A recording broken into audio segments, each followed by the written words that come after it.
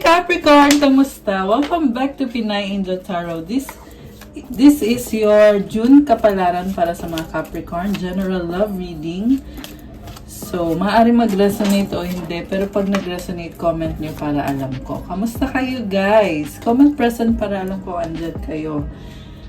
Tingnan natin ang energies connected sa'yo ngayon. By the way, as of the recording of this video, new moon po tayo ngayon. So, new moon is new beginning para sa lahat. At tingnan natin kung ano yung new beginning para sa'yo. So, simulan na natin with these cards. Okay. Ang unang card mo is feelings. Take time out to explore the deep emotions you are experiencing. So, ang lalim ng nararamdaman mo ngayon. Or siguro, emotional ka ngayon, Capricorn. Itong tatlong cards ay meron kang garden, clover, house. Oh my gosh, ang gaganda. Pareho itong tatlong cards. It symbolizes abundance and prosperity and luck. So, itong clover, kita mo yan, 4-leaf clover. So, siguro nakaka-experience ka ng swerte this time, Capricorn. And may bahay, which symbolizes stability, legacy, and siguro ngayon, ini-enjoy mo kung anong blessings ang meron na nafe-feel mo yung swerte. Lalo na sa bahay or sa stability. Isang stable na situation. May bahay din dito. Oh. So, I feel like very pure ng nafe-feel mo ngayon. So, nagiging intense din tuloy yung mga nangyayari sa'yo lately. And nakakatawa kasi ayan, pareho merong mga halaman at may mga puno dito. So, I feel like very grounded ka at the same time, ini-enjoy mo yung blessings na nasa sayo na ngayon or nasa buhay mo na ngayon. So, from the tarot, kuha tayo ng unang card. Pala kung kailangan nyo ng gabay pag nag-resonate itong reading na to at kailangan nyo ng more information, pwede kayo mag-book ng private reading with me. Message na kayo sa Facebook page ko, Pinay Angel Tarot, or sa Viber or sa WhatsApp para mas mabilis. Nasa description box po yung contact details ko. Tingnan nyo na lang po dyan. So, ito na yung unang card mo. Oh my gosh, Ace of Swords. Breakthrough, new beginning. Or this can also be a new idea. Oh, nakakatuwa, nakaka-overwhelm to. Meron kang aayusin sa sitwasyon mo ngayon. I feel like babangon ka or bumabangon ka ngayon. Gusto mo patunayan yung sarili mo at kayang-kaya mo. Strong kasi si Capricorn eh. Merong crown dito. It symbolizes achievement. Okay. Next card mo. The High Priestess. Okay, gusto ko tingnan yung nasa ilalim. 7 of Cups. Ang dami mong options, medyo nakakalito, full of emotions, and nasa alapaap. Nasa alapaap si Capricorn. Ibig sabihin nangangarap ka. Ayan oh, may mga ulap or mga clouds. Masaya ka, oo. Justice. Oh, sinabi ko kanina na you are strong at yan din ulit yung nakikita ko dito. Hawak na ulit dito yung sword, which is yan yung unang lumabas na card. So, pinaglalaban mo kung ano yung katotohanan, kung ano yung tama. So, when it comes sa love life mo, I feel like meron kang bagong idea na ine-entertain. Gusto mong ipaglaban yung connection na yan kasi medyo nalilito ka. So, gusto magkaroon ng clarity dito. Okay. And then, yung isang card na to is the High Priestess. Tahimik ka lang at pinag-aaralan mo mabuti yung sitwasyon. Hindi ka nagsasabi ano ba talaga yung isip mo or nararamdaman mo. Kasi, ganun yung process mo ngayon eh. Hindi mo kailangan sabihin lahat. Hindi mo kailangan ipaalam sa person mo. Mas okay nga yung tahimik ka kasi alam mo na may mga kailangan kang gawin para makapag-focus ka. King of Wands, there is attraction. Tahimik ka lang, pero ang nakita ko dito, gusto mo talaga mag-workout yan sa person mo kasi mahalaga siya sa'yo. Gusto mo siya na maging parte ng buhay mo. Nakita ko dito, mukhang dati nagkaroon na ng challenges pero bumabangon ka pa rin at Patuloy pa rin. Ayan. Okay. So, ano ba tong pinaglalaban ni Capricorn? Three of Pentacles, partnership. Pinag-aaralan mo. Kasi, support kayong dalawa sa isa't isa. So, ibig sabihin, nag-o-offer ka ng kung ano yung pwede mong i-offer sa person mo, i-offer mo yan sa kanya. And, in fairness sa person mo, talagang supportive din sa'yo. At, ibibigay din niya kung ano yung breakthrough na to na gusto mo magkaroon sa relationship nyo. Mahalaga din sa kanya kung ano yung sasabihin mo, ano iniisip mo. So, andito rin si The Hermit. Pinag-aaralan mo ng mabuti, hindi ka nagpapadalos-dalos. Nag-iingat ka. Pero na-feel ko dito yung sense of adventure na gusto mo i-explore yung relationship nyo or yung connection nyo kung ano pa bang meron dito. So, mukhang go with the flow ka at nag-i-enjoy ka. At mukhang sa'yo din manggagaling yung kung ano man tong breakthrough na ito. Ayan. Two of Swords. Hindi lang maalis sa'yo yung takot talaga. Ang masasabi ko sa'yo, Capricorn, ilaban mo yan, huwag kang matakot. Kasi, ready ka na eh. Yung isip mo lang talaga yung kumukontra dito. At gusto mo lang naman mag-enjoy. Gusto mo ng saya. Gusto mo lang magsaya. Pero hindi maalis sa isip mo na baka hindi niya ako magustuhan. Alam mo yun, merong mga doubts lagi. At yan yung nagpapadelay eh. Nade-delay kung ano man yung dapat mangyari dahil sa fear or sa pagdadalawang isip. Okay. So, ayan oh, Knight of Pentacles, mabagal. So, bilis-bilisan mo na daw. Okay. So, ano ngayon ang susunod? Bilis-bilisan mo na daw. Ayun, Four of Wands, Nine of Wands. May commitment naman pala, pero ang dami mo nang naging frustration dito. So, parang sinusubok yung confidence mo. Medyo nababawasan yung confidence mo kasi iniisip mo kasi na dati nagka-problema na. Alam mo yun, may mga nakikita kang mga balakid dito sa taong yan. Pero sa totoo lang, okay naman kayo. Okay naman kayo. So, wag mong sirain yung magandang energies na yun. Hindi ko naman sinasabi na panira ka or what. Wala akong sinasabing ganun. What I'm saying is maybe siguro calm down and ground yourself at i-enjoy mo lang yung process. Ayan. So, may nakita ko dito na parang hindi mo pa napatawad totally sa mga nagawa niya. Kaya bumabalik pa rin yung feeling na naaalala mo yung hirap na pinagdaanan mo sa taong yan, yung mga frustrations mo. So, yan din yung pumipigil sa'yo ngayon. Kasi naalala mo eh, yung mga times na parang feeling mo inabuso ka, yung kabaitan mo, yung pagmamahal na pwede mong ibigay, inabuso eh. Magician oh. So, kaya medyo nalilito ka at pinag-aaralan mo. Yan yung nag-create ng fear kasi nga andun pa yung feeling na hindi mo pa sabihin na natin, oo, napatawad mo na, pero hindi pa rin nawala sa isip mo. Ayan o, Eight of Swords, nakastuck ka pa rin kasi feeling mo ganito yung dapat mangyari, dapat mag-workout, dapat ganito, ganyan. So, mas maganda yung walang expectations, di ba? Okay. Na, kumbaga, ano man ang maging result or kung ano man ang pupuntahan ng relationship nyo, hindi ka nag-expect ng sobra sa kayang ibigay ng taong yan. Maging realistic lang. 10 pala. 10 of Pentacles. Queen of Cups. Wow. Page of Swords. So, ang ganda nito. Parang nakita ko, maayos ka ngayon in terms of financial stability, work, career.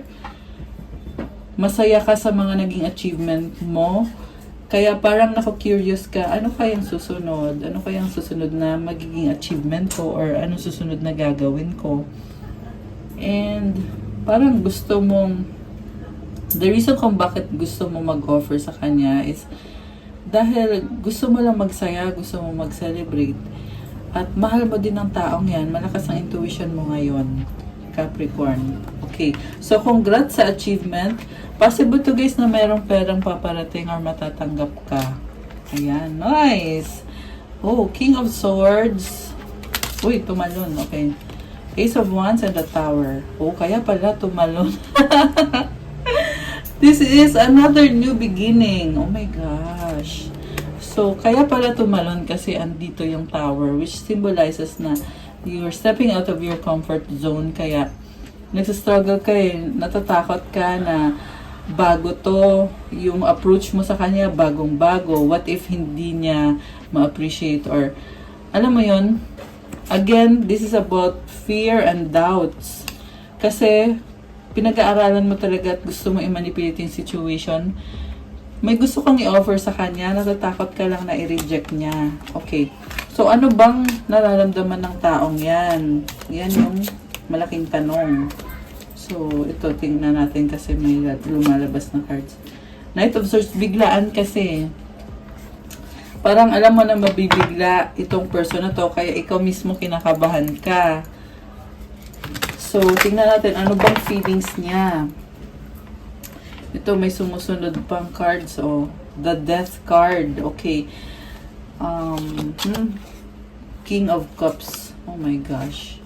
So, sobra mo siyang mahal. Parang tinitiis mo lang talaga. Takot kang masaktan. Parang teary-eyed siya. Oh, maluha-luha yung mga mata niya. So, ikaw to eh. Ayan. Possible din naman na ito yung person mo kasi kanina andito na si Queen of Cups. So, ang nakikita ko dito is yung person mo, oh my gosh, guys, very emotional naman. Parang na-feel ko dito, tinitiis din niya dahil din sa love. So, kung ano yung mga worries mo, alam niya yon at nafe-feel din niya yon. Pero, kasi merong transformation dito eh. Death card is about endings and new beginnings. So, merong magtatapos na cycle at magkakaroon ng bagong simula.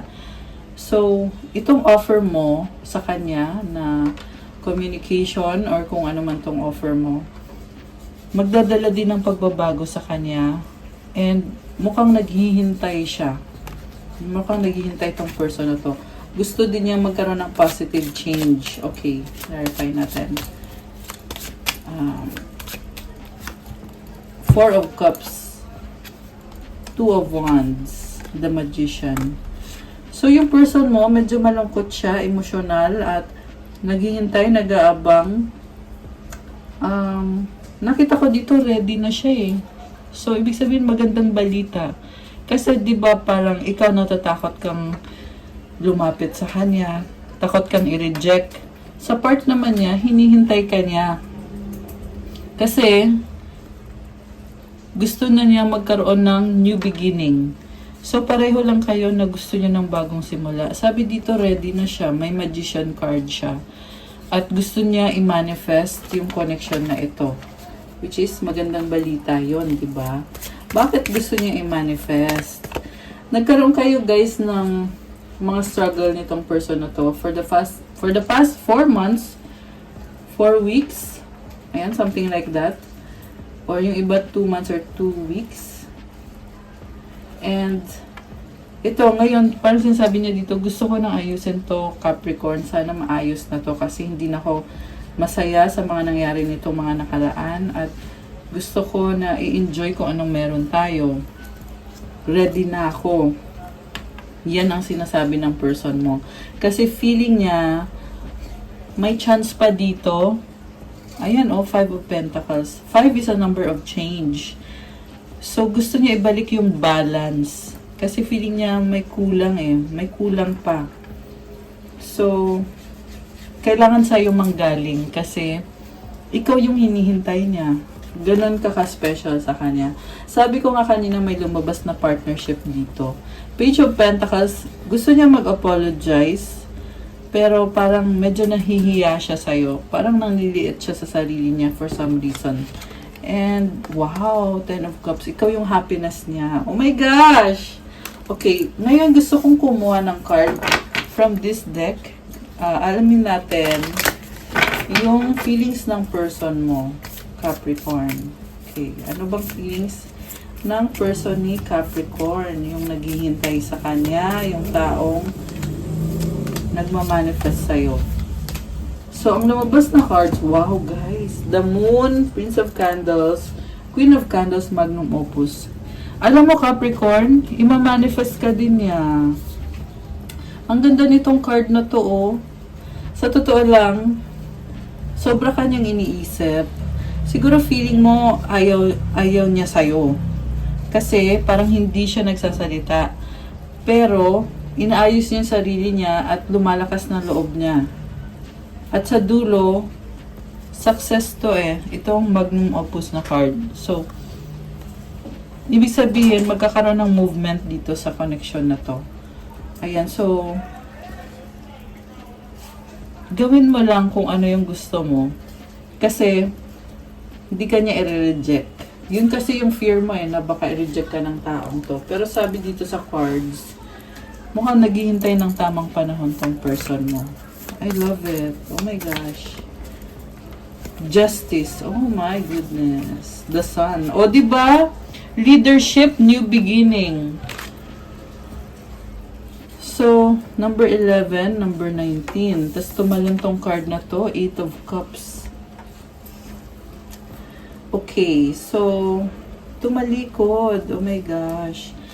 Pero ang sinasabi nitong cards mo is, merong bagong simula.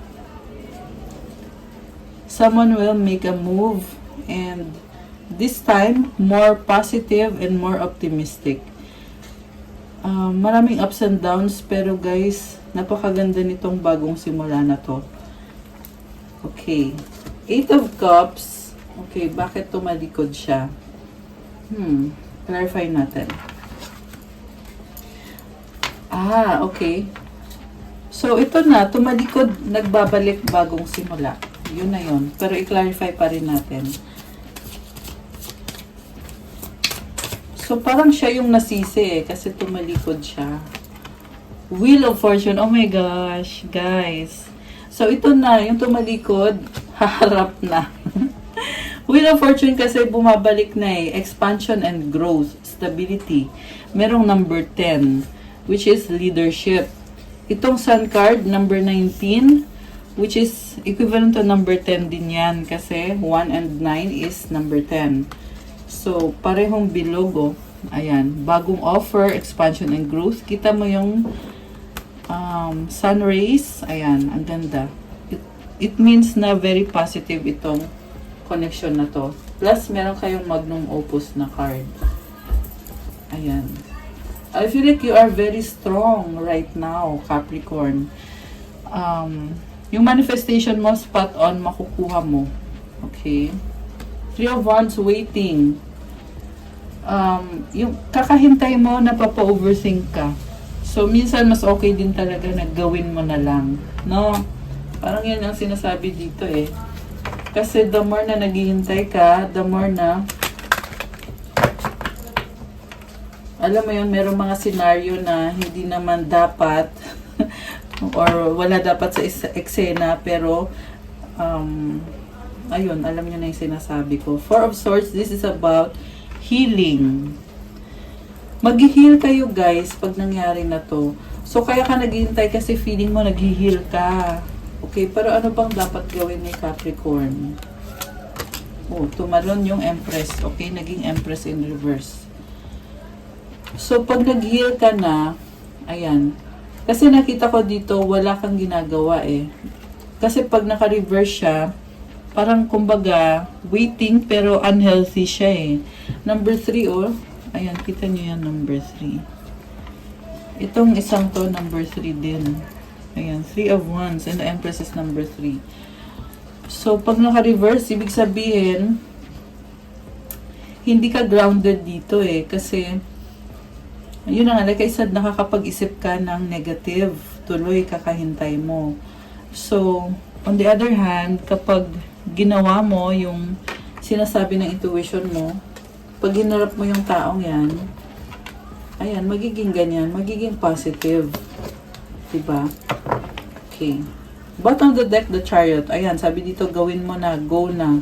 7 of Swords. Takot ka, ayun pa rin, lumabas pa rin yung takot na pag ginawa ko yon baka, alam mo yon, baka magka-problema. Or baka ikaw yung masisi. Ten of Swords. Parang isip mo kasi na baka bumaliktad yung sitwasyon. So,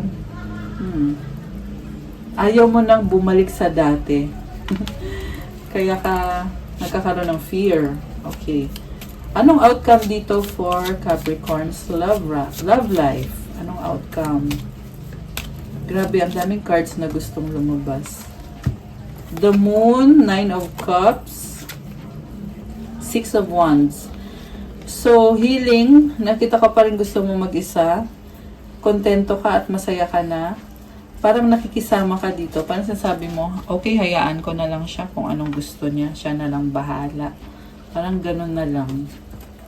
Seven of Wands. Ayaw mo nang makipag-usap kasi gusto mong ayusin yung sitwasyon, or actually more on sarili mo yung inaayos mo eh. So, inisip mo na lang na gawin ko na lang yung kailangan kong gawin, hindi ko na kailangan kausapin yung taong yan. Kasi kontento naman ako sa buhay ko. At parang gusto mo kasi na siya mismo yung mag-reach out sa'yo, hindi yung ikaw yung maghahabol. By the way, new moon po ngayon. Kahapon talaga yung new moon. So, fresh na fresh yung mga energies na to. Merong mga bagong ideas, merong breakthrough, meron ding energy ng reconciliation. Okay. And sabi ko nga kanina, kung gusto mo siyang i-manifest, minamanifest ka rin niya at kaya mo. Kaya mo ma-achieve yung stability. At so far, ang ganda naman ng cards, lalo na yung kanina, yung Garden, Clover, tsaka yung House. Parehong positive cards, symbolizes prosperity, abundance, and swerte din. Okay, tingnan natin yung ibang cards. Hierophant, Page of Cups, Ace of Cups. Wow! I love this. May bagong simula, pagbabago. You are very strong and idealistic ka dito eh. So, possible na soulmate mo tong taong to. May bagong offer. Magaan at masaya. So, wala na akong masabi guys. Anong gustong sabihin ng person mo sa'yo ngayon? Tingnan natin. Anong gustong sabihin ng person ni Capricorn? Everything reminds me of you. Wow. Oh my gosh! I love you unconditionally. Unconditionally. Ayun naman pala eh. Sobra kang mahal ng taong to. Unconditional. Parang I feel like you're on the same page ng taong yan. Nagkakaintindihan kayo ngayon. Hindi mo lang alam kasi medyo pinangungunahan ka ng fear. Okay. Let's forget the past. Ayun naman pala eh. Kalimutan na. Gusto na din niya maka-move forward kayo. At sobrang emotional din tong... Actually, pareho kayong emotional. Sobrang kanyang mahal. People don't believe in me. Parang feeling niya nagsastruggle siya, parang may trust issue eh. Pero gusto niya kalimutan yung mga nangyari sa past. I need you to make the first move. So, ito na nga. Gusto niya, parang naghihintayan kayo. Nihintay mo siya, hinihintay ka din niya. Tumalon-talon pa talaga yung card, diba? Last one. Okay, kuha tayo ng last one. Okay, I need you to be away from me. Oh my gosh. We have to unite. So, ayan, mukhang nagkahiwalay, kaya kailangan daw mag-unite. You're all I need. Parang feeling niya kailangan ka niya. Ayan. Anong advice para kay Capricorn? Advice sa situation na ito, sa love life ni Capricorn. Intention. Wow, I love this. Ang daming butterflies. Again, this is about change or transformation.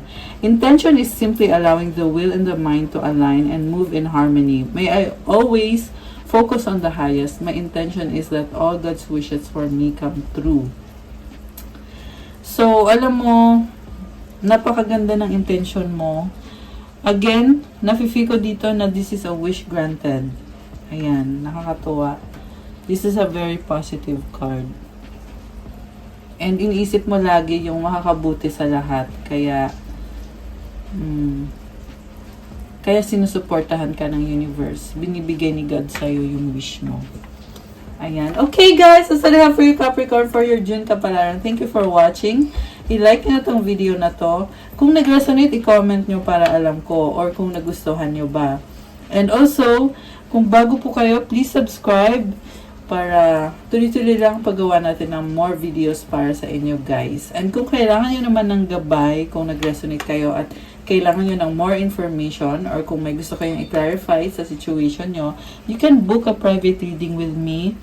You can reach out through my Facebook or Instagram or sa Viber or sa WhatsApp para mas mabilis. Tingnan nyo po sa ilalim ng video na to sa description box. Nakalagay po dyan yung mga contact details to book a private reading. And for those naman na gusto mag-start ng crystals journey ninyo, meron po tayong mga bracelets, crystal bracelets, galing pa yan sa iba-ibang bansa. At iba-iba ng benefits. Check out my Instagram, nakapost po doon. Lahat po ng bracelets ay with your specific intentions. May mga special prayers and mantras na talagang nagpapaganda lalo ng energy ng crystals nyo. At lifetime nyo na yan guys, yung mga crystals na yan. Syempre meron tayong pang-attract ng love, pang-attract ng soulmate mo, for wealth, prosperity, abundance, attract money, focus, motivation, pang-career na bracelet, meron tayong pang-business din, and mental clarity, focus, healing, manifestation, ayan, yung mga laging nasi-stress dyan, meron tayong pang-tanggal ng stress, meron ding for self-confidence, and meron ding for healing, kung yun sa mga nasi-stress, meron dyan crystal na tutulong sa'yo sa healing process at mas mabilis yung healing process kasi ganun po kasi yung effect ng crystal sa atin and magiging mas stable ka. Meron din for protection pangtanggal ng bad energy. Ayan, so check out nyo na lang po sa Instagram ko. Message na lang kayo. So, thank you again, Capricorn. Have a good day. God bless you all. Stay safe and I'll see you again soon. Thank you, guys. Love you guys. Bye!